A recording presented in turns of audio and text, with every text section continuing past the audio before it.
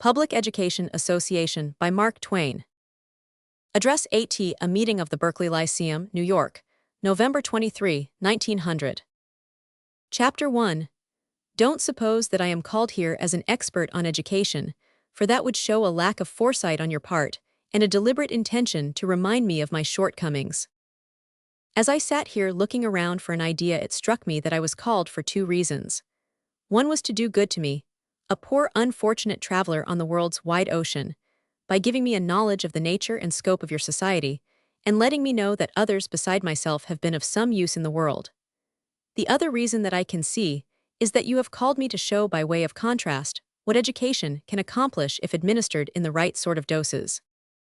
Your worthy president said that the school pictures, which have received the admiration of the world at the Paris Exposition, have been sent to Russia, and this was a compliment from that government, which is very surprising to me.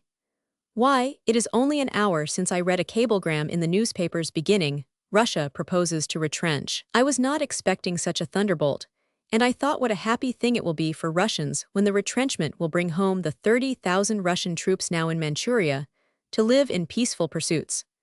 I thought this was what Germany should do also without delay, and that France and all the other nations in China should follow suit. Why should not China be free from the foreigners, who are only making trouble on her soil? If they would only all go home, what a pleasant place China would be for the Chinese.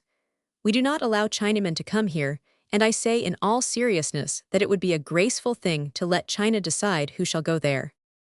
Chapter 100. Hina never wanted foreigners any more than foreigners wanted Chinamen, and on this question I am with the Boxers every time. The Boxer is a patriot. He loves his country better than he does the countries of other people. I wish him success. The Boxer believes in driving us out of his country. I am a Boxer too, for I believe in driving him out of our country. When I read the Russian dispatch, further my dream of world peace vanished. Chapter 1. T said that the vast expense of maintaining the army had made it necessary to retrench, and so the government had decided that to support the army, it would be necessary to withdraw the appropriation from the public schools.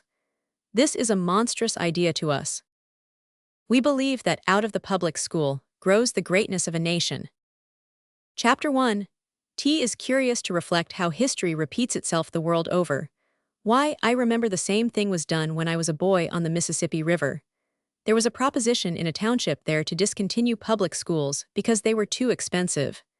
An old farmer spoke up and said if they stopped the schools they would not save anything, because every time a school was closed, a jail had to be built. Chapter 1. T's like feeding a dog on his own tail. He'll never get fat. I believe it is better to support schools than jails. The work of your association is better and shows more wisdom than the Tsar of Russia and all his people. This is not much of a compliment, but it's the best I've got in stock.